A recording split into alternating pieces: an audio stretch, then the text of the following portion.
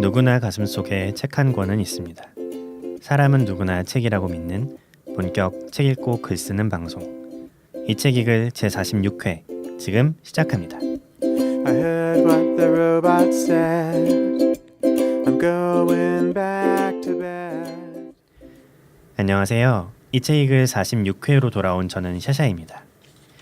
얼마 전 이런 말을 읽었습니다. 모두 다 하고 있는 일이라고 해서 그게 힘들지 않다는 의미는 아니다. 다들 아무렇지 않게 학교에 가고 공부를 하고 취업을 하고 직장에 다니고 연애를 하고 결혼을 하고 육아를 하고 있는 것처럼 보이겠지만 그게 그 모든 일들이 너무 당연하고 쉬워서 그런 것은 아니겠죠. 오늘도 살아내느라 고생하고 계신 여러분 잘 오셨습니다.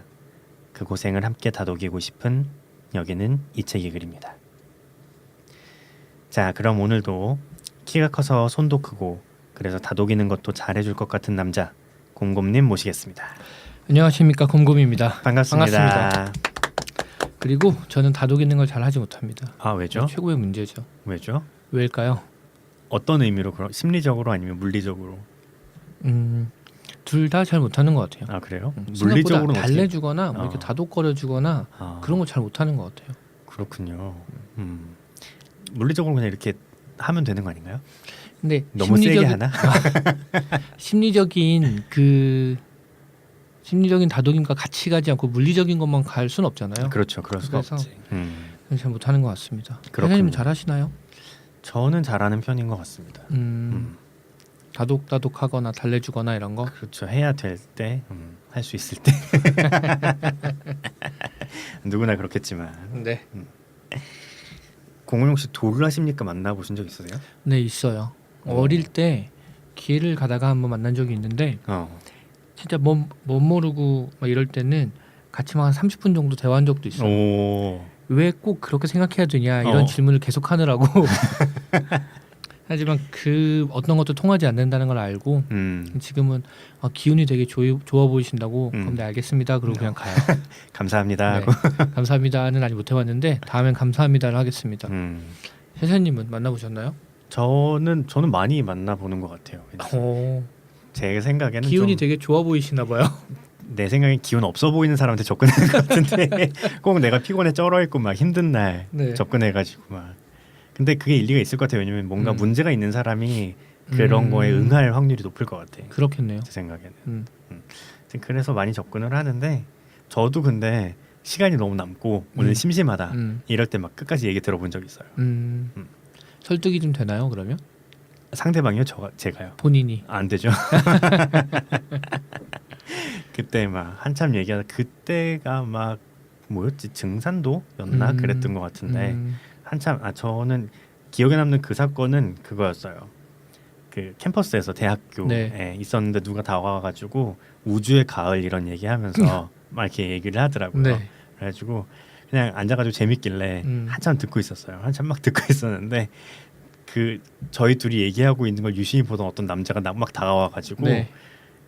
저를 구출해줬어요. 아 진짜요? 아니 나는 넘어갈 생각은 전혀 없고 그냥 재밌어서 듣고 있었던 건데 근데 그 남자는 뭐였냐면 굉장히 신실한 기독교인이었던 거예요. 그래가지고 이런 거 들으면 안 된다고. 그래서 나는 중간에 끼어 있다가 그 사람이 아주 막 뭐라 그러니까 이쪽 우주의 가을 얘기하시던 분도 막 흐지부지하고 가시고 종교 전쟁 같은 거네요. 그렇죠. 저를 구해주신 그분도 뿌듯하게 가시고 나 혼자 거기서 벙쪄가지고 난 뭔가 이러고 있고. 그렇죠. 구해주신 그분은 굉장히 좋은 마음으로 가셨을 것 같아요. 그럼요. 뿌듯한 마음으로. 내가 해냈다 이런 마음으로 가셨을 것 같아요. 그렇습니다. 저 기억에 남는 것 중에 그런 거 있어요. 강남역에서 그 우체국인가 어디로 가려면 어떻게 되냐고 저한테 길을 물어보신 분이 저쪽으로 가시면 된다고 그랬는데 갑자기 도를 아시냐 그래가지고 굉장히 당황했어요.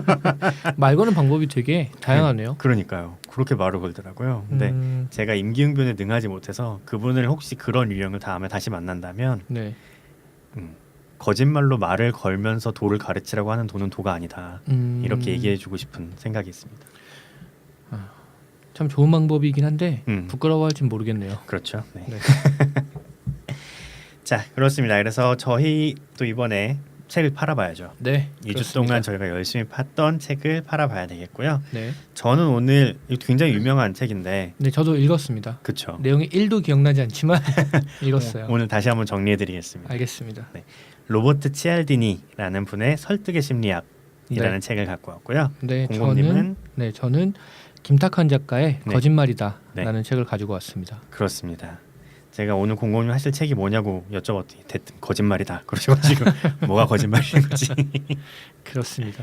네, 저거 출간된 지 얼마 안 된 책이죠. 네, 얼마 안 됐어요. 음, 근데 요즘 굉장히 인기가 많아서 음, 잘 팔리고 있다고 이 출판사 역사상 네, 가장 베스트셀러일 거라고 그렇겠네요. 네, 그런 것 같습니다.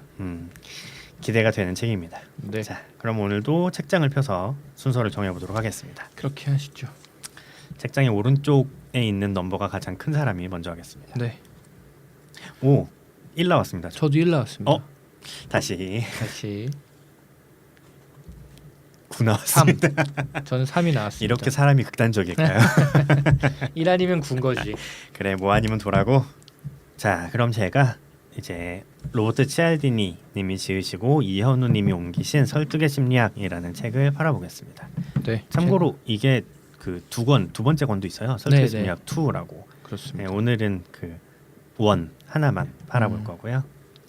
21세기 북스에서 나왔고 찾아보니까 아직도 21세기 북스에서 계속 나오고 있는 것 같더라고요. 가끔 번역본들이 판권이 이렇게 넘어가서 그쵸. 다른 출판사에서 나오는 경우가 있는데 네. 계속 나오고 있는 것 같고요.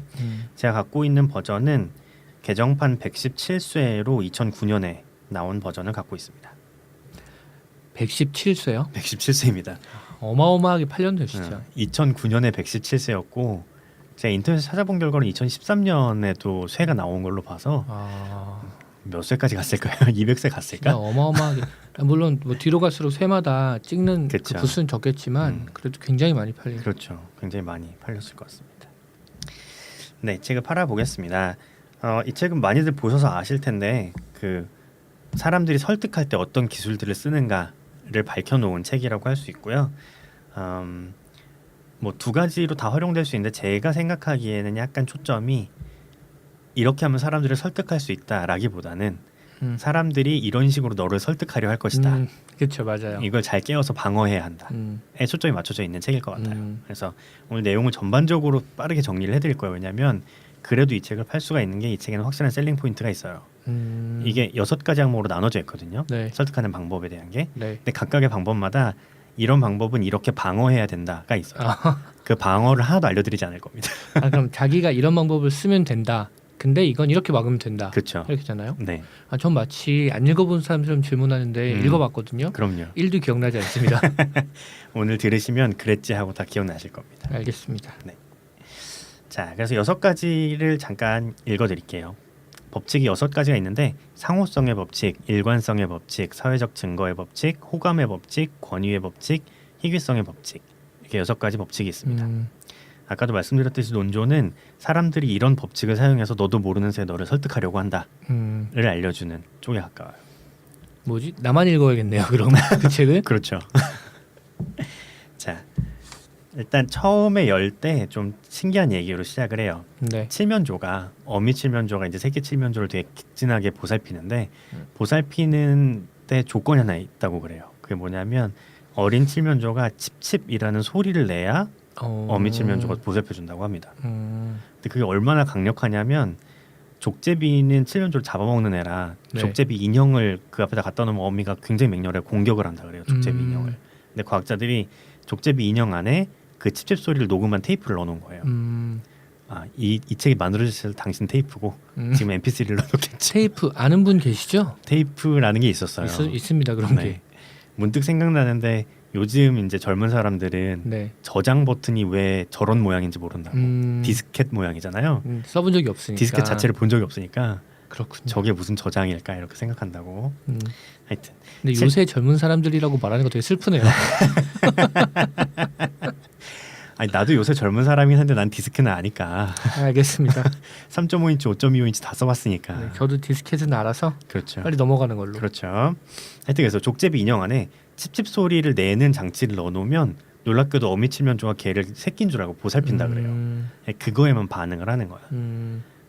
이 이제 동물 심리학인데 여기서 이제 알 수 있는 게 뭐냐면 사람한테도 자기가 모르는 새에 자기를 반응하게 만든 자동 버튼 같은 것들이 있다. 그런 걸 잘 아는 사람들이 있고 그 사람들이 그런 걸 활용하고 있다라는 걸 좀 알려주는 책이에요. 그래서 일단 처음 서문에서 심플하게 예를 드는 거나 그거예요. 누구에게 부탁을 할 일이 있으면 마법의 단어가 하나 있다. 마치 칩칩처럼 누군가의 행동을 이끌어내는 마법의 단어가 하나 있는데 네. 뭐냐면 왜냐하면이라는 단어다. 아. 내가 부탁하면 상대가 그걸 들어줘야 되는데 네. 상대는 그 양보를 하는 자신의 행동이 가치 있기를 바란다는 거예요. 그래서 왜냐하면이라는 단어가 들어가면 아 그래서 그렇구나 하고 납득하고 양보를 해준다는 거지. 근데 신기한 건 정말 그 단어 하나인 거예요. 이유가 중요한 게 아니야 실제로. 아, 무슨 어떤 말인지 알 것 같아요. 그렇죠. 그래서 실험해 본 게 뭐냐면 복사기에 사람들이 줄을 서 있는데 네. 내가 먼저 새치기해서 먼저 하겠다는 얘기를 할 때 단지 그냥 얘기가 그거예요. 제가 먼저 복사를 좀 하면 안 될까요? 왜냐하면 제가 지금 굉장히 바쁘거든요. 이게 무슨 이유야? 그렇지. 나도 바쁜데. 그러니까 그냥 왜냐하면이란 단어를 넣은 거예요. 영어로 이제 because를 넣은 거죠. 이 책은 영어 책이니까. 네. 그러니까 그 영문을 쓰는 저자가 쓴 책이니까요. 설명이 되게 복잡하네요. 간단한 얘기 같은데. 그렇죠. 네. 네, because를 근데 단지 그 because를 썼을 때랑 안 썼을 때 그 부탁을 들어주는 율이 확 다르다는 거예요. 사람들이 자기도 모르는 새에 그런 단어에 반응하게 된다는 걸로 서문을 열고 있습니다. 여기까지만 보면 사야 될 것 같은 느낌이 그렇습니다. 확 드는 책입니다. 전 다행히 집에 꽂혀 있습니다. 네, 한 번 더 읽어보시면 재밌을 거예요. 네. 그러면서 그 아까 6가지 법칙 중에는 없었는데 막간을 이용해서 대조성의 법칙이라는 걸 잠깐 얘기를 해요. 이게 뭐냐면 그 처음에 보여준 거랑 다음에 보여준 게 격차가 되게 크면 그걸 생각보다 더 큰 격차로 생각한다는 게 대조성의 법칙이에요. 그래서 이런 게 있어요. 만약에 공곰님이 스웨터랑 양복이랑 둘 다 사야 돼요. 네. 그래서 양복점에 갔어요. 스웨터를 파는 양복점에. 그럼 그 점원이 과연 뭐부터 보여줄까? 내가 스웨터랑 양복을 사러 왔는데 라고 네. 얘기하면 뭐부터 나에게 보여줄까? 뭐부터 보여줄 것 같으세요? 양복을 먼저 보여주지 않을까요? 왜일까요? 양복이 비싸니까. 그렇습니다. 정답입니다. 비싼 양복을 산 다음에는 스웨터는 그렇게 비싸 보이지가 않는 거지. 이게 이제 대조성의 원리인 거예요. 좀 비슷한 얘기로 그런 거 본 적 있어요. 빅토리아 시크릿이라는 여성 속옷 업체, 네. 남자 속옷도 나오는지 모르겠네요. 안 가봐서 거기서 말도 안 되게 비싸게 치장돼 있는 그 아이템을 하나 만든대요. 그런데 그건 누가 입을 수 있는 건 아니잖아요. 근데 그걸 전시해놓고 뭐 이러는데 그걸 보면 나머지는 상대적으로 싸 보인다고 이렇게 얘기하더라고요. 그렇군요. 그런 식으로 이용하고 있다니까 실제로. 그렇습니다. 그래, 내가 만약에 뭐 50만 원짜리를 사면 20만 원은 작아 보이지. 그런 거죠. 그렇습니다. 그래서 스웨터를 3만 원짜리 살 수도 있는데 10만 원짜리 사게 되는 거지. 그치. 별거 아니라고 생각하고. 그런 거랑 똑같은 원리로 자동차 가격을 올리기도 한다고 합니다. 자동차 가격을 올릴 때 처음에는 옵션 같은 걸 전혀 얘기하지 않는다 그래요. 일단 자동차 계약을 하고 나면 몇 천만 원짜리 자동차를 계약하면 근데 10만 원짜리 옵션, 20만 원짜리 옵션 이런 게 있으면 편하다 이렇게 얘기하면 몇 천만 원을 지른 후니까 그쵸. 몇 십만 원 정도야 뭐. 그치. 이러면서 사다 보면 이제 장난 아닌 거지. 그치. 이런 식으로 한다고 합니다. 잘 깨어 있어야 이런 걸 안 당할 수 있다고 네. 합니다. 다시 봐야겠네요, 책을. 이 굉장히 좋은 책이에요. 네. 시시때때로 보고 되새겨야 됩니다. 자, 그럼 다시 그 본론으로 들어가서 첫 번째가 상호성의 법칙인데요. 상호성의 법칙의 예는 이런 거예요. 굉장히 간단하게 내가 상대방에게 빚진 느낌을 주면 상대는 나에게 무언가를 해줄 확률이 늘어난다는 거예요. 근데 이게 되게 당연한 얘기 같고 그럼 거절하면 되지 않나 싶은데 생각보다 굉장히 강력하다 그래요. 그래서 미국의 HKS라는 종교 집단이 있었대요. 근데 그 종교 집단의 그 영리 활동은 우리에게 기부를 해라라고 얘기하는 것밖에 없었대요. 그래서 기부를 받는 게 유일한 방법인데, 근데 그들이 종교적인 목적으로 입고 있는 옷이 너무 화려하고 막 거부감 들고 머리는 빡빡 밀어야 되고 막 이래서 사람들이 기부를 잘 안 해줬대요. 그래서 되게 경제적으로 어려운 거야. 근데 그 사람들이 무슨 방법을 썼냐면 기부를 해달라고 얘기하기 전에 네. 강제로 그 사람들한테 꽃 한 송이씩을 안기기 시작했다. 그냥 안 받으려고 그래도 이건 그냥 선물이다. 이러고 안기고 막무가내로 안긴 다음에 근데 기부 좀 해달라. 이게 되게 유치한 방법 같잖아요. 네. 실제로 이렇게 해서 기부가 많이 늘어났다는 거예요. 사람들이 뭔가를 받으면 그거에 대해서 거절하기 어렵다고.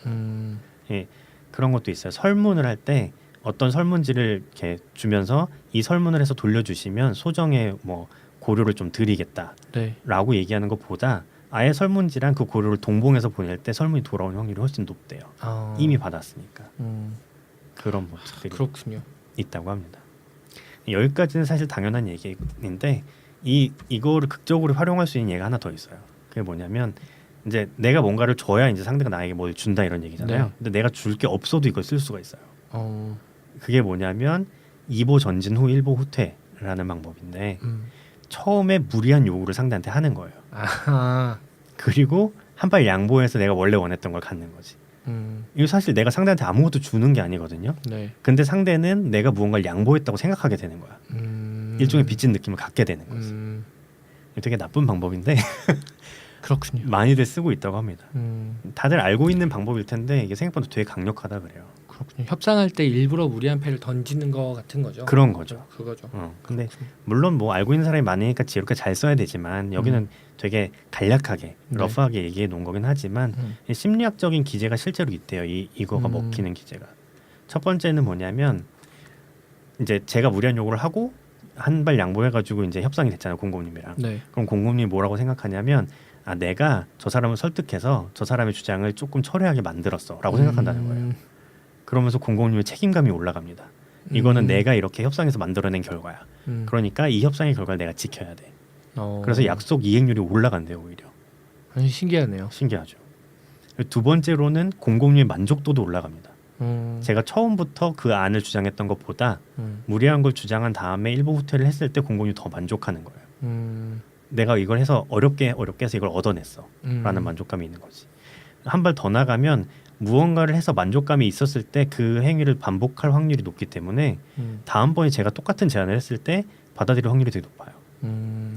아주 러프하게 얘기하면 제가 이제 공공님께 사탕 하나를 얻어내기 위해서 사탕 2개를 달라고 했다가 양보해서 그럼 하나만 달라. 그럼 공공님이 아주 기쁘게 저에게 사탕 하나를 줍니다. 네. 그리고 다음번에 제가 사탕 하나를 달라고 했으면 그래 그때 줬으니까 뭐 이거 하나 더 준다는 거죠. 그런 방법이 있다고 합니다. 좋은 방법이네요. 어디다 쓸 수 있을지 잘 고민해 보겠습니다. 네, 이 책의 목적은 방어입니다. 여러분 공격하지 마시고요. 잘 써야지. 근데 이렇게 너무 무리하게 하면 그렇다 그래요. 근데 이 책에 나온 예로는 워터게이트 예도 있어요. 워터게이트 그 도청 사건 네, 있잖아요. 닉슨. 네. 네. 근데 사실 그 도청한다는 아이디어가 되게 이상한 아이디어였거든요. 어떻게 그럴 수가 있지 싶은 아이디어인데 그 도청하자는 아이디어를 내기 전에 냈던 게 고급 매춘부를 이용하자. 상대를 암살하자 막 이런 걸 냈다 그래요. 그러다가 그러면 도청이라도 하자. 이러니까 그건 받아들여졌다고 그렇군요. 합니다. 자, 빠르게 넘어가서 두 번째는 일관성의 법칙이라는 게 있어요. 예를 들면 이런 거예요. 1월 달에 이제 국내에서는 그렇게 잘 쓰는 방법인지 모르겠는데 미국에서는 그런 게 많다 그래요. 1월 달이 되면 장난감 가게 앞에 서 있는 부모들이 많다 그래요.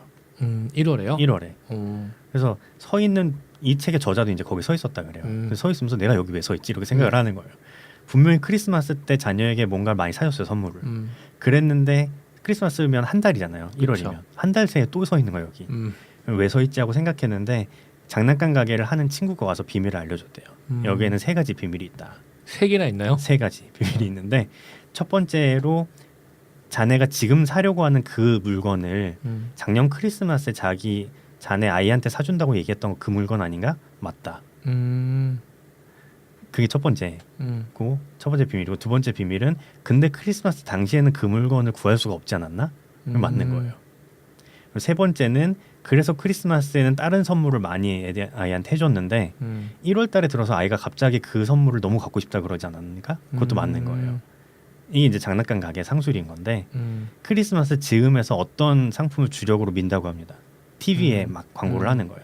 애들이 그걸 다 갖고 싶도록. 그럼 이제 부모한테 조르겠죠. 네. 모든 사람이 그걸 사고 싶어 하는 거야. 근데 그거를 아주 소량만 풀어요. 일부러 매진시키는 거야. 그럼 장난감 가게에 갔는데 그건 없으니까 딴 걸 사주긴 해야 될 거 아니에요. 그렇죠. 그럼 사줍니다. 사주는데 그럼 이제 애는 일시적으로 만족을 하는데 그리고 1월에 다시 그 제품 광고를 때리는 거예요. 그럼 애가 뭐라 그러냐면 네 잠시 차를 빼달라는 요구가 있어서 네, 제가 차를 뺐다가 다시 왔습니다. 그렇습니다. 저희가 어디까지 했냐면 1월에 그 아이한테 이제 크리스마스에 다른 장난감들을 많이 사주고 네. 그러고 나서 무슨 일이 벌어지는가. 그러고 나서 1월에 그 장난감 회사는 사악하게도 다시 그 장난감을 광고하기 시작합니다. 그럼 애들은 어차피 사야 되니까 이건. 그치. 애들은 뭐라 그러냐면 잠깐 만족한 것 같았는데 작년에 저거 분명 사준다 그러지 않았냐 나한테 라고 얘기하면서 때를 쓰기 시작합니다. 그럼 사줘야 되는 거지. 그렇군요. 이런 상수를 쓴다고 합니다. 여기 나타나는 게 이제 일관성의 법칙이라는 건데요.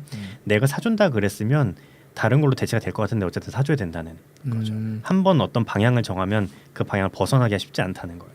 잠깐은 넘어갈 수 있겠지만 그렇죠. 궁극적으로는 사줘야 된다. 그렇죠. 그렇군요. 그런 거죠. 그럼 일단 약속을 듣는 게 중요하겠네요. 그렇습니다. 일관성의 법칙에 나오는 게 그런 거예요. 누군가한테 뭐 영업사원들이 영업을 할 때 네. 어떻게라도 약간의 약속이라도 받아내라. 한 번 방향이 그렇게 정해지면 뭔가를 할 확률이 되게 높아진다. 이렇게 얘기를 한다고 합니다. 그렇군요. 그래서 어떤 물건을 광고할 때 뭐 이렇게 상황에 따라 다 다르겠지만 어떤 데는 물건을 굉장히 광고만 잘 하지 가격은 안 적어 놓는다 그래요. 그러면 그 카탈로그를 보고 사람들이 아 이거 되게 괜찮아 보이는데 가격이 얼마지? 라고 생각하잖아요. 그러면 이제 전화를 해볼 거 아니야 그쪽에. 네. 그 순간부터 개입이 시작되는 거예요. 그러니까 일관성 법칙이 중요한 건 첫 방향의 개입이거든요. 내가 어떤 거에 개입하기 시작하면 거기서 돌이키기가 힘들다는 거예요. 근데 내가 그 물건을 사려고까지는 아니어도 그 물건에서 관심 있어 전화를 해봤다라는 것 자체가 방향을 정하는 일이 되는 거예요. 그러면 이제 거기서부터 계속해서 그 물건을 사게 될 확률이 되게 높다는 거지. 그렇군요. 그게 일관성의 법칙입니다. 근데 이게 되게 생각보다 강력하다 그래요. 이것도 여기 6가지 다 강력한데 네. 되게 어이없는 데서도 벌어지는 게 이런 것들이 있어요. 뭐 설문조사를 해야 되거나 아니면 뭐 우리에게 기부를 해주세요 이런 걸 이렇게 하는 텔레마케터들이 네. 쓰는 방법 중에 그런 게 있대요. 그게 이제 받는 사람 입장에서는 그다지 달가운 요구는 아닐 거 아니에요. 그쵸. 뭐가 됐든. 근데 처음 전화를 해서 뭐 물론 잘 써야 되겠지만 어떻게 하다가 대화를 이제 오늘 기분이 어떠세요? 잘 지내세요? 뭐 이런 식으로 이끌어간다 그래요. 네. 그럼 그 사람이 뭐 별다른 할 말이 없으니까 괜찮습니다. 잘 지냅니다. 이렇게 대답할 거 아니에요. 굉장히 높은 확률로 그렇게 대답한대요. 나 오늘 너무 싫은데 이렇게 대답하는 사람 별로 그렇죠. 없으니까. 별로 없겠죠. 근데 그러고 나서 내가 하고 싶은 요구를 하면 그걸 매몰차게 잘 못 자른다는 거야. 왜냐면 내가 이전에 내 기분이 괜찮다 그랬거든. 그렇구나. 이게 되게 생각보다 유치한데 강력한 거라고 합니다. 내가 어떤 방향을 정하면 돌이키기가 쉽지 않다. 그런 것이 있습니다. 자, 세 번째로 사회적 증거의 법칙이라는 게 있습니다. 이건 너무 당연한 거여서 그 여러 사람들이 좋다고 얘기하면 좋은 것 같고 그래서 코미디 프로에서 항상 거짓 웃음을 튼다 이런 거죠. 그래서 한 문장으로 얘기하면 우리는 무엇이 옳은가를 결정하기 위해서 내 마음을 잘 들여다보는 게 아니라 사람들이 무엇이 옳다고 생각하는가를 관찰한다는 거죠. 그래서 그걸 이용한 사례는 워낙 많으니까 넘어가도록 하겠습니다. 그 다음은 호감의 법칙이라는 게 있어요. 이것도 당연한 이야기인데 내가 호감이 있는 사람에게 도움이 되는 일은 거절하기가 쉽지 않다는 법칙이에요.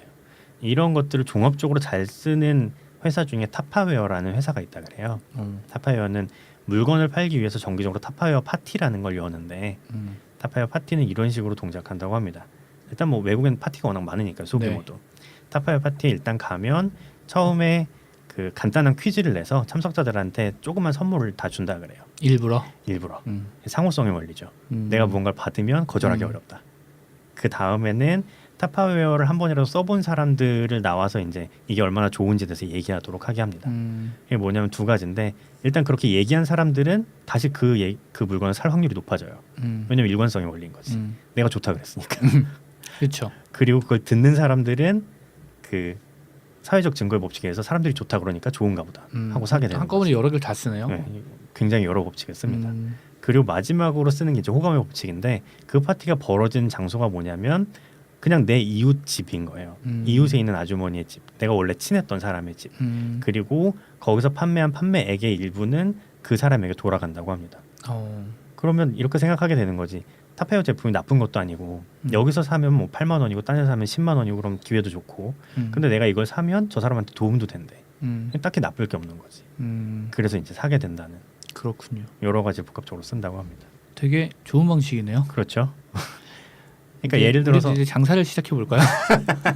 그럴까요? 예를 들어 내가 아이패드를 사야 되는데 여기서 사나 저기서 사나 100만 원인데 B라는 업체에서 사면 내가 100만 원에 사는데 공공님한테 10만 원이 돌아간대. 그럼 거기서 안 살 이유가 없는 거지. 그렇죠. 이제 호감의 법칙인 거죠. 사촌이 땅을 사면 배가 아픈 건 사촌이랑 안 친했을 때 이야기인 거고 그렇다고 그쵸. 합니다. 자, 그 다음으로 나오는 게 권위의 법칙이 나옵니다. 당연한 이야기인데 사람들은 권위를 믿는다는 거죠. 그래서 권위를 믿는데 여기서 이제 얘기할 거는 그거예요. 사람들은 무엇을 권위라고 생각하느냐. 당연히 직함을 처음에 권위라고 생각하고요. 대학 교수다, 네. 의사다, 뭐 실장이다. 그래서 사기꾼들은 다 실장이나 과장이나 이런 것들을 달고 있다고 합니다. 그렇군요. 직함의 힘을 알기 때문에. 그리고 의외인 게 크기가 있다 그래요. 크기요? 크기. 오. 사람으로 얘기하면 키라고 합니다. 키. 단적으로. 그래서 사람은 크기에 생각보다 좌우가 많이 된대요. 그래서 그 동전 같은 경우를 보면 네. 더 가치가 높은 동전은 실제 크기보다 더 크다고 생각한대요. 그 크기에 대한 게 남아 있다 그래요. 원래 동물들은 영역 싸움하거나 이럴 때 막 몸 부풀려서 크게 네. 보이잖아요. 더 세 보이려고 그런 것들이 남아 있다고 합니다. 저 그런 조사 결과 본 것 같아요. 미국 100대 기업인 걸 조사했는데 CEO들의 평균 키가 그 시기 미국 성인 평균 키보다 10cm나 13cm인가 크다고 그런 결과를 본 적이 있습니다. 그렇죠. 사람들을 설득하기 좋은 거지. 그리고 더 능력이 있어 보인다고. 그렇죠. 그렇죠. 그렇다고 합니다. 그래서 사람들이 능력 있는 정치인을 생각보다 더 크게 생각한다고 그런 얘기도 있고. 그렇군요. 그렇습니다. 그래서 사기꾼들은 키높이 구조를 쓰는다고 합니다. 사기꾼이 되는 것도 쉬운 일은 아닌 것 같아요. 쉽지 않죠. 오랜만에 녹차 소리입니다. 녹차 소리가 들리네요. 자, 계속 하시죠. 네, 5번째니까 금방 끝납니다. 네. 그리고 3번째가 옷차림. 음. 옷차림을 잘 입을수록 권위 있어 보인다. 그리고 제복을 입으면 권위 있어 보인다. 의사 가운이나 경찰관 복이나 이런 거 입으면. 그리고 4번째가 고급 자동차에 권위를 느낀다고 합니다. 이런 것들이 이제 사람들에게 권위를 느끼게 하는 거라고 하고요. 6번째는 희귀성의 법칙이에요. 이건 뭐 많이 쓰는 거라서 하나밖에 안 남은 제품이에요. 뭐 이런 매진 임박. 매진 임박. 네. 시간이 얼마 안 남았다 뭐 이런 거. 이 희귀성 또 많이 넘어가는데 이것도 심리적인 기제가 있대요. 그냥 그러는 게 아니라 이게 뭐냐면 침해된 자유에 대한 저항감이라고 합니다. 되게 있어 보이는 기제가 있네요. 그렇죠. 이게 뭐냐면 물건이 아직 많이 남아 있어. 그럼 나한테 선택할 수 있는 그 자유가 많이 있는 거야 아직. 언제 선택해도 상관없는 거야. 근데 물건이 별로 없어. 그러면 말하자면 내가 그 자유를 뺏긴 거예요. 나는 그 자유를 뺏기고 싶지 않은 거지. 그거에 대한 저항감이 든다고 합니다. 그래서 어린아이들을 대상으로 실험을 해보면 뭐 그 장난감을 괜찮은 걸 하나 놓고 유리벽을 하나 설치해요. 근데 유리벽을 아주 낮은 걸 두어서 내가 언제든지 그 장난감을 이렇게 손을 넘어가지고 집을 수 있는 걸 해놓고 하나는 유리벽이 굉장히 높아서 유리벽을 돌아가야만 그 장난감을 터치할 수 있는 그렇게 2가지 실험을 해놓으면 유리벽이 아주 높은 경우가 애들이 장난감에게 다가가는 게 훨씬 많다고. 언제든 내 손이 닿을 수 있는 장난감은 그 자유가 있기 때문에 상관없는 거예요. 근데 그 자유가 침해당하면 그걸 확인하고 싶은 거지. 그렇구나. 지금이 아니어도 된다는 거죠. 그렇죠. 너무 많으면. 그렇죠. 그렇습니다. 그래서 희귀성의 법칙을 쓴다고 합니다. 그렇군요. 여기까지가 6가지 법칙이고요. 이 책에서는 그런 6가지 법칙을 어떻게 하면 잘 방어할 수 있는가에 대한 이야기들이 나와 있으니까 한번 좀 사서 보시면 좋을 것 같습니다. 네, 뭐 처음부터 거절해라 이런 거 아닌가요? 오늘 기분 어떠세요? 되게 안 좋은데요? 막 이렇게. 그런 걸 수도. 네. 네, 그렇습니다. 여기까지 로버트 치알디니 님이 지으신 설득의 심리학을 한번 네. 팔아봤습니다. 수고하셨습니다. 네. 근데 그렇게 보면 진짜 알게 모르게 그런 걸 쓰는 사람도 있을 거고 우리는 당하겠죠. 당하는 사람도 있을 거고 무의식적으로 잘 쓰는 사람도 있을 거고 실생활에서 맞아요. 그런 사람이 있을 거지. 그런 것 같습니다. 이게 또 무의식적으로 체득되지 않은 우리 같은 사람이 쓰면 되게 어색하다. 그럴 수 있어요. 저 오늘 기분은 어떠세요? 막 이렇게 막 연구하고 이렇게 써야지 이러고 쓰면 되게 어색하다. 그렇죠. 근데 그게 어색하면 알아요. 그 상호 원칙에도 내가 무언가를 주면 상대가 거절하기 어렵다 그랬잖아요. 근데 내가 주는 게 상대방에게 너무 부담되고 막 이러면 이게 술수라는 걸 아는 순간 그게 깨진다고 합니다. 그렇군요. 제가 예전에 잠깐 일했었던 회사에서 전화를 할 일이 있었는데 네. 전화를 거는 사람이 어색해하면 전화를 받는 사람이 그걸 느낀다고 하더라고요. 그대로 느낀다. 아무리 말을 어떤 식으로 하던 간에 느낀다. 그렇게 얘기를 하더라고요. 근데 안 어색해 해라 해서 안 어색해 할 수 없지 않나요? 전 너무 계속 어색해서 그만뒀습니다. 그러니까 그런 것도 자연스럽게 할 수 있는 사람이 따로 있는 거겠지. 그렇죠. 전 전화가 너무 무서워요. 치킨집에 전화하기도 힘들어. 자, 그렇습니다. 이제 공곰님이 책을 팔아보시겠습니다.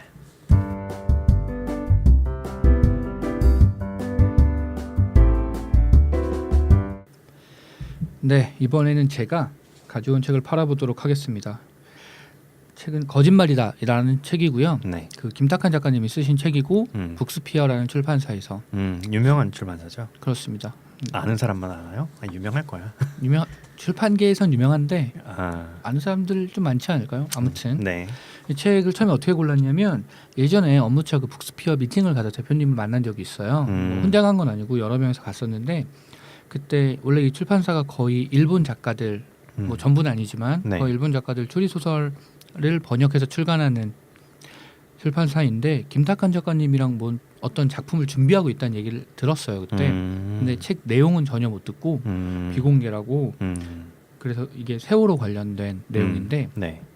그것까진 몰랐는데 그래서 이제 책이 나왔을 때 아 이게 그거였구나 해서 좀 더 반가운 느낌이 있었고 또 이게 약간 그런 거 있잖아요. 제가 아픈 책을 잘 못 읽어요. 아, 그래서 예전에 한강 작가의 소년이 온다도 집에 있는데 아직 안 읽었습니다.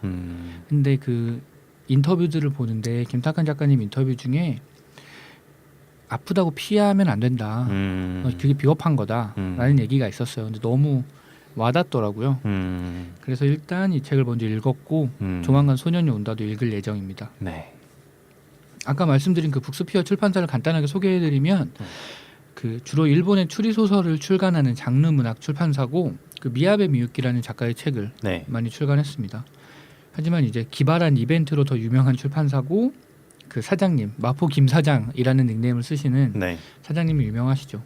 그리고 이 출판사가 그 이스터 에그라고 보통 어떻게 표현하면 좋을까요? 이게 원래 유래는 그 부활절에 달걀을 색칠하는데 장난꾸러기들이 날달걀 집어넣어서 처음에 뭐 유래가 그렇게 됐다고 하는데 네. 책에 편집자나 만든 사람이 의도를 가지고 약간 뭐 재미있는 것들을 넣어놓은 재미있거나 의미 있는 것들을 넣어놓은 건데 이 책에도 있어요. 네. 이스터에그가 있는데 그 책 표지를 뒤집어 보시면 노란 바탕에 글씨가 이렇게 있습니다. 이거 보셨나요 혹시? 플랜카드처럼 이렇게 있습니다. 바로 진짜 플래카드로 들 수도 있겠네요. 네, 그래서 이게 지금 종류가 세 종류가 있어요. 제가 산 책에는 국가 재난에 국민 부르지 마라라고 써 있고 나머지 두 개는 내가 김관웅이다. 그리고 철근이 목숨보다 중하냐 이렇게 있습니다.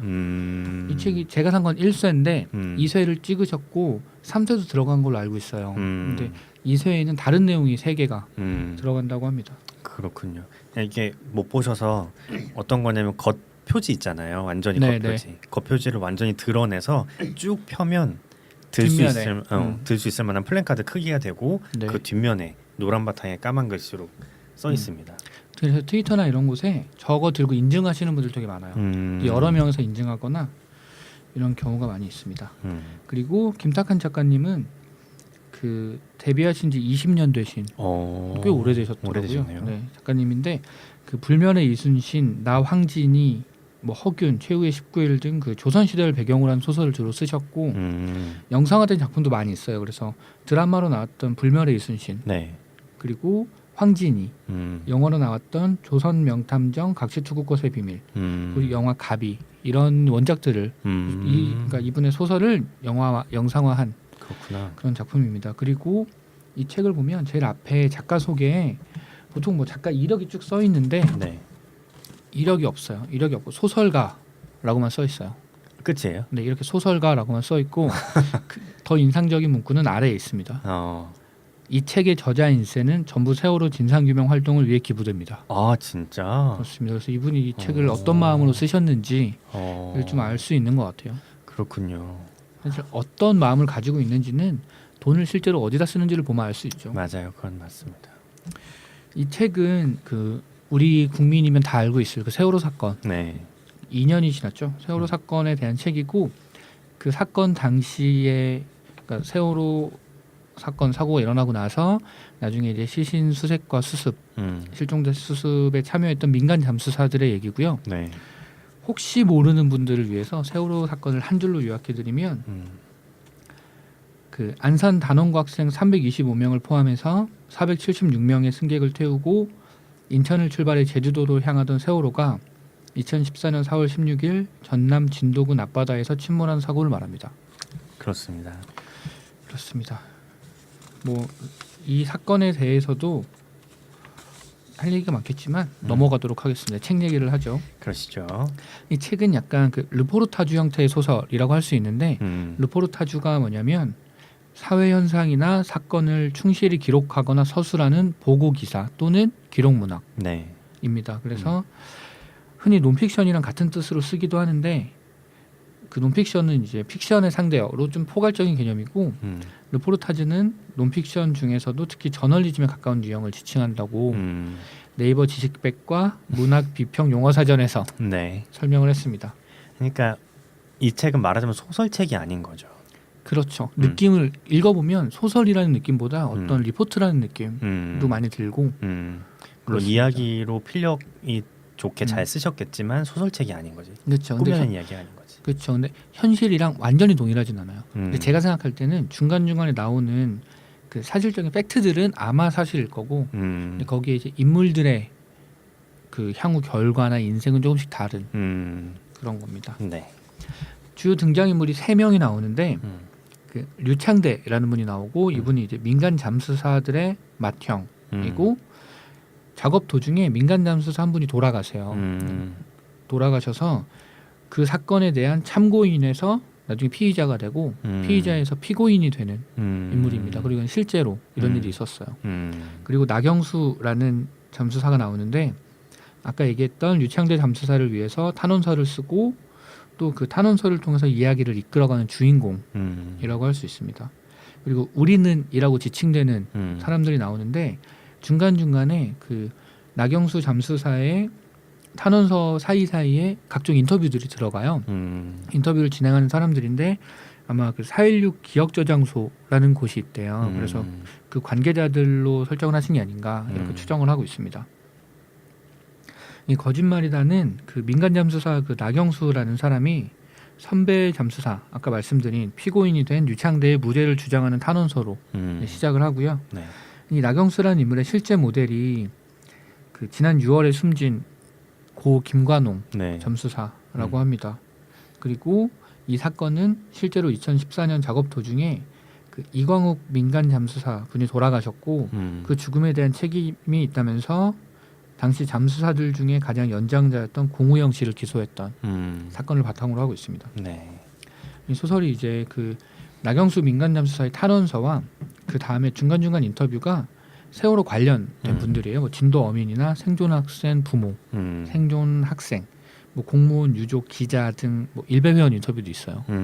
이런 인터뷰가 번갈아가면서 진행이 되고 잠수사들의 시선, 탄원서에서는 잠수사들의 시선으로 실제로 그 수습 작업이 어떻게 진행이 됐고 그들이 어떤 일을 겪었는지를 볼 수 있고 인터뷰들을 통해서는 정부나 시민들이 이 사건을 어떻게 보고 있고 각자 어떤 관점을 가지고 있고 이런 것들을 같이 볼 수가 있습니다.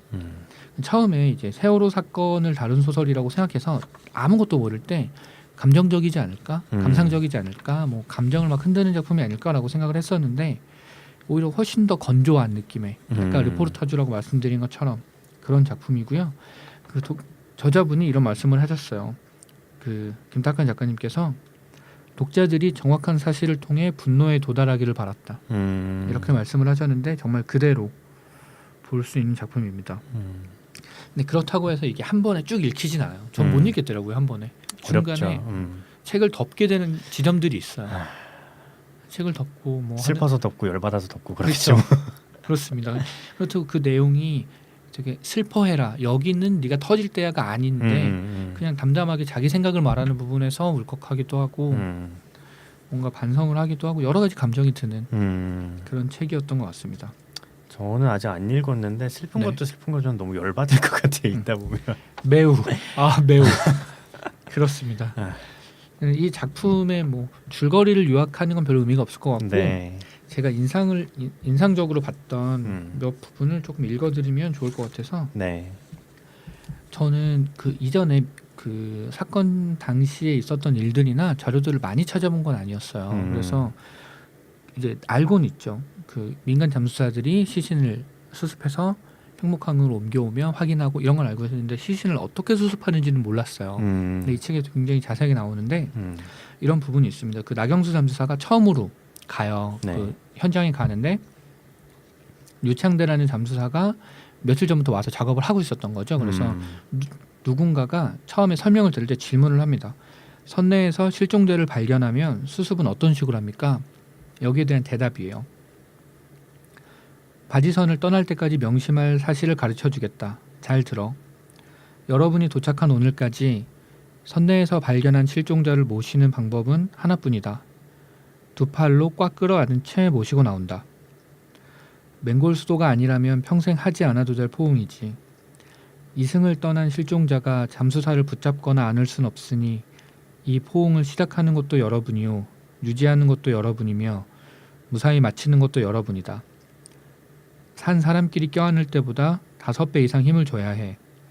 게다가 멈춰서서 편히 앉는 게 아니라 아는 채 헤엄쳐 좁은 선내를 빠져나와야 한다.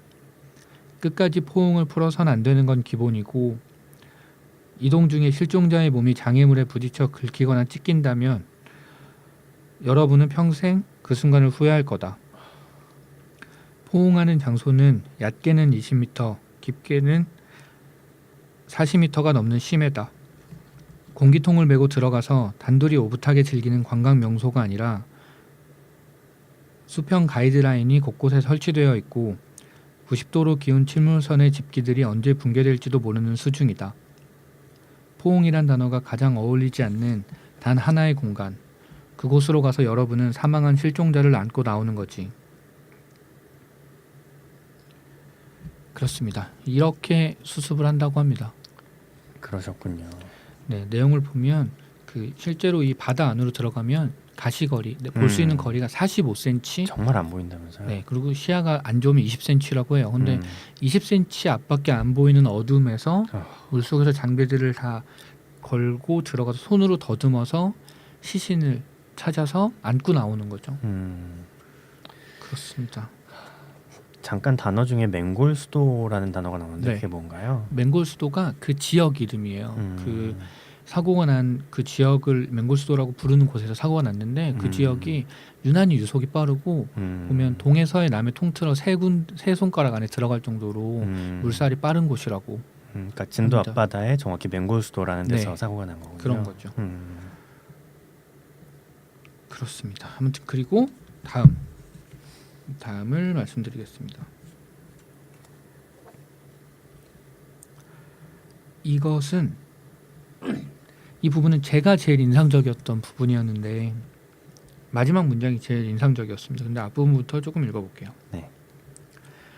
생각해보니 2014년엔 봄꽃을 즐긴 적이 없네요. 그 봄에는 오직 잠수하여 선내로 지집하는 게 전부였습니다. 이건 나경수 잠수사가 네. 쓴 탄원서에 있는 내용입니다. 꽃봉오리가 맺혔는지 꽃이 피는지 누가 꽃 아래로 걷고 멈추고 앉는지 꽃가지를 꺾어 거실 꽃병에 꽂아주는지 또 누가 시들어가는 꽃을 밟으며 지나가는지 몰랐습니다. 이런 마음이었습니다. 꽃봉오리가 맺히면 뭐한 후 사람이 이리 죽었는데 꽃이 고우면 뭐한 후 사람이 이리 죽었는데 꽃이 지면 뭐한 후 사람이 이리 죽었는데 상상을 줄이거나 없애려 했지만 쉽지 않았습니다. 일을 할 땐 차라리 잡념이 줄어듭니다. 바지선에 올라와서도 쉬지 않고 줄을 잡거나 줄을 모아 정리하거나 전화수 옆에서 고함을 질러댔습니다. 그러나 바삐 몸을 움직여도 피할 수 없는 순간이 있는 법입니다. 눈앞이 멍해지면서 이곳이 아닌 다른 곳, 내가 모시고 나온 자의 빛나던 다른 시절을 상상했습니다. 상상하는 데는 많은 시간이 필요하지 않습니다. 1분도 깁니다. 단 10초로도 누군가의 꽃시절이 봉오리를 맺었다가 피고 또 지지요. 상상은 전부 달랐습니다. 저는 실종자들이 침몰한 배에 승선하기 전에 어디서 무엇을 하며 살았는지 구체적으로 몰랐고 지금도 모르지만 한 사람 한 사람을 품에 안고 나오는 것만으로도 그들이 얼마나 제각각 다른 존재인지 압니다. 키나 몸무게는 물론이고 똑같은 자세로 최후를 맞은 이는 한 사람도 없으니까요. 극심한 공포와 목숨이 끊어지는 마지막 순간에도 마지막 순간일수록 그 사람은 오롯이 그 사람인 겁니다. 그 차이를, 그 유일무이한 특별함을 잠수사는 만지고 안고 함께 헤엄쳐 나오며 아는 겁니다. 인간은 결코 숫자로 바뀔 수 없습니다. 바지선에서 철수한 뒤 제가 가장 듣기 싫었던 질문은 너는 몇 명이나 수습했느냐는 겁니다. 제게 중요한 것은 수습한 숫자가 아니라 선내에 남아있는 숫자였습니다. 라는 부분입니다. 보통 사람들이 이제 그걸 제일 궁금해한다고 해요. 너는 그래서 몇 명이나 수습했어? 근데 그게 중요한 게 아니라고. 그러네요. 그리고 뒤쪽에 또 나오는 얘기인데 잠수는 항상 팀으로 이루어지는 거라서 내가 물 안에 들어가서 시신을 모시고 나왔어도 내가 수습한 게 아니고 우리 팀이 한 거다. 그 한 사람을 위해서 최소 뭐 4-5명, 6명이 줄을 잡아주고 위에서 체크하고 공기를 보고 이렇게 팀으로 움직인다. 이런 말씀을 하시더라고요. 그렇군요. 그렇습니다. 뭐 또 여러 가지 이야기들이 있지만 네. 이 얘기는 하면 좋을 것 같았어요. 그래서 현실에서 이 사건들이 실제로 어땠나. 네. 그래서 실제 그 잠수사 공우영 씨를 기소했던 사건의 결론입니다. 2015년 12월 14일 한겨레 20일 기사의 일부를 읽어드리겠습니다. 광주지법 목포지원 형사 1단독 한종환 판사는 2015년 12월 7일 공 씨에게 업무상 과실치사죄를 적용할 수 없는 이유를 조목조목 밝혔다. 첫째, 공 씨는 민간 잠수사에 대한 법률상 의무가 없다. 순환구호법을 보면 해경청장이 책임자다. 둘째, 계약상 의무가 없다. 세월호 수색 작업에 대한 정부나 언딘, 유성 수중 개발에 계약이 없었다. 사망한 이 씨는 유성 수중 개발 소속도 아니었다. 셋째, 사실상 의무도 없다. 공 씨는 해경이 데려온 민간 잠수사를 수색 작업에서 배제할 권한이 없었다. 공 씨는 1년 4개월 만에 덫에서 풀려났다. 해경의 책임 회피와 검찰의 무리한 기소도 드러났다. 그러나 오늘도 책임지는 자는 없다. 법률상 의무도 없고 계약상 의무도 없고 사실상 의무도 없는 사람을 기소한 거죠. 그러네요. 누군가에게 책임을 지워야 하니까. 실제로 책임이 있다면 해경이라고. 그렇죠. 법률상으로는 해경청장이 책임자라고. 그렇군요. 해경이 해체되지 않았나요? 해체됐죠. 어떻게 됐나요?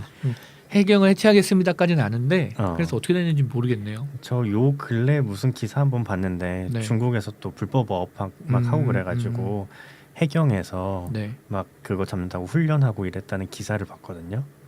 뭐지? 그래서 이 해경 해체 안 된다. 해양 경찰에서 이름을 살짝 바꿔서 줄임말은 똑같이 해경으로 된 게 아닐까요? 아이고, 하여튼 그렇습니다. 그렇습니다. 그리고 우리 주인공 네. 나경수 잠수사에 대한 기사가 있습니다. 실제로는 김관홍 잠수사죠. 네. 2016년 6월 18일 오마이뉴스 기사 중에 일부를 읽어드리겠습니다.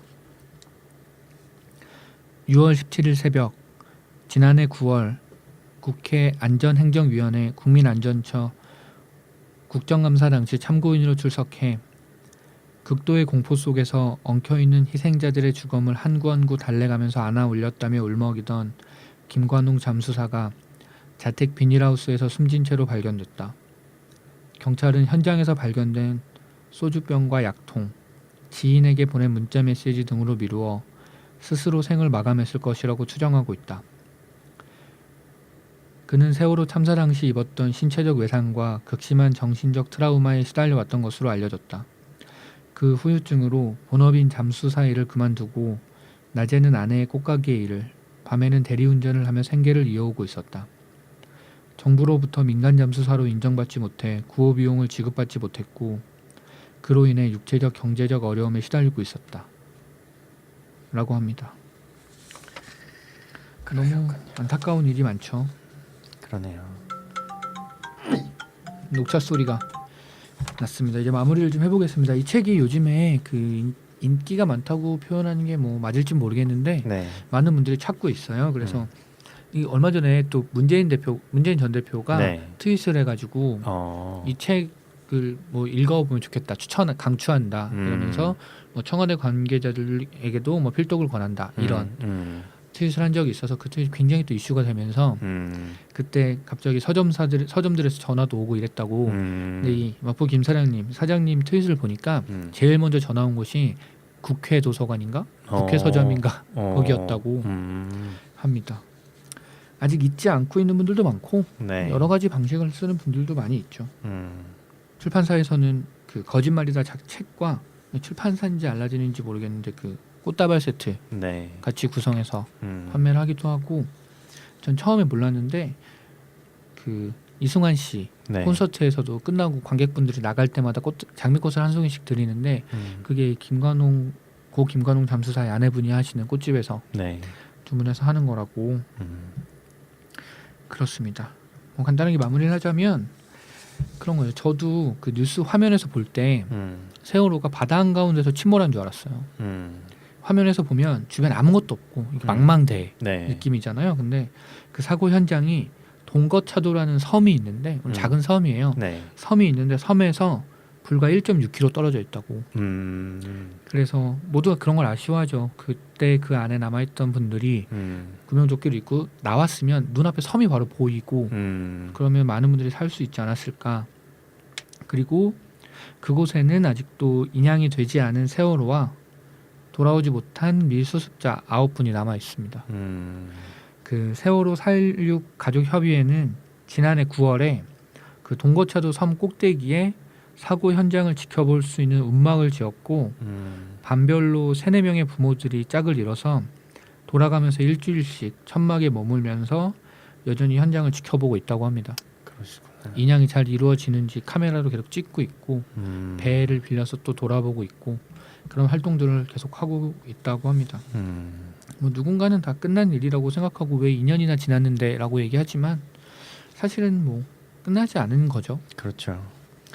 이 세월호 사건이 그렇게 그 사람들에게 큰 충격을 줬던 게 결국 그 이유 같거든요. 저는 우리가 사고 후에 수습을 본 게 아니라 사고가 진행되는 과정을 다 같이 TV로 보고 있었기 때문이 아닌가.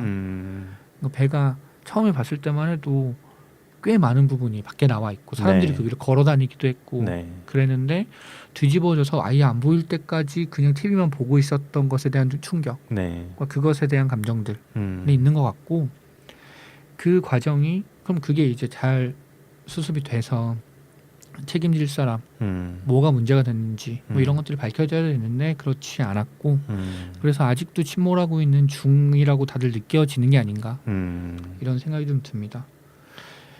그래서 뭐 세월호 그런 적도 있대요. 이분이 이제 김탁한 작가님이 그 출판사랑 같이 여기저기 독자들을 만나는 행사들을 하는데 김탁한 작가님 책이라서 왔는데 세월호에 대한 얘기인 줄 알았으면 안 왔다. 이런 분들이 계신다고. 피로감이 있다. 근데 뭐 저의 개인적인 생각이지만 그러지 않았으면 좋겠어요. 그렇군요. 네, 다소 무거웠지만 근데 그래요. 이게 어쨌든 소설이니까 네. 의미도 있고 읽어봐서 새로운 것도 알 수 있고 좋은데 굉장히 잘 읽힙니다. 굉장히 재밌게 읽히고 지금 문장만 들어봐도 잘 쓰신 것 같아요. 네, 여기 재미라는 말을 붙이는 게 어떨지 모르겠지만 소설은 재밌어야죠. 네. 하지만 굉장히 재밌으니까 읽어보시면 네. 실제로 어떤 일이 있었는지 그 상황에서 어떤 사람들이 뭐 특별한 일을 수행했던 사람들이 어떻게 느꼈는지 그 잠수사들도 평생 시체를 본 적이 거의 없을 거잖아요. 그렇겠죠. 살면서 바닷속에서 시신을 만나는 경우가 우연히 발견하는 경우 한두 번 알고는 거의 없을 텐데 그분들도 다들 그 후유증을 심하게 앓고 계신다고. 그렇겠죠. 정신적으로도 육체적으로도. 이 잠수가 또 되게 육체에 무리가 많이 가는 걸 네. 거거든요. 맞습니다. 수압차이기 때문에. 근데 장비도 충분하지 않았고 안전한 횟수보다 훨씬 더 많이 들어갔고 그 뒤에 관리가 되지 않았고 아휴. 뭐 심적으로 몸적으로 다 그러니까요. 그렇습니다. 그래서 에휴. 저희도 끝까지 보도록 하겠습니다. 네, 그러시죠. 네.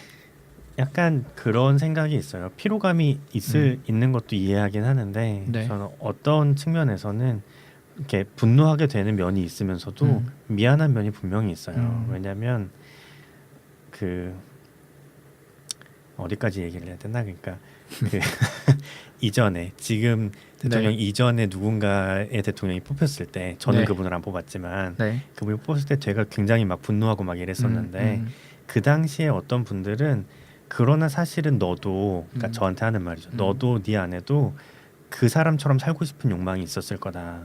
나만 잘 살면 되고 이렇게 성공하고 싶고 이런 방법이 옳고라고 생각하는 게 있었을 거다. 사실 지금 대한민국에 다 퍼져 있는 정서가 그거기 때문에 그 사람이 뽑힌 거다라는 얘기를 하신 적이 있어요. 그러면서 아주 간단하게 얘기하면 네 안에도 그 사람이 있다.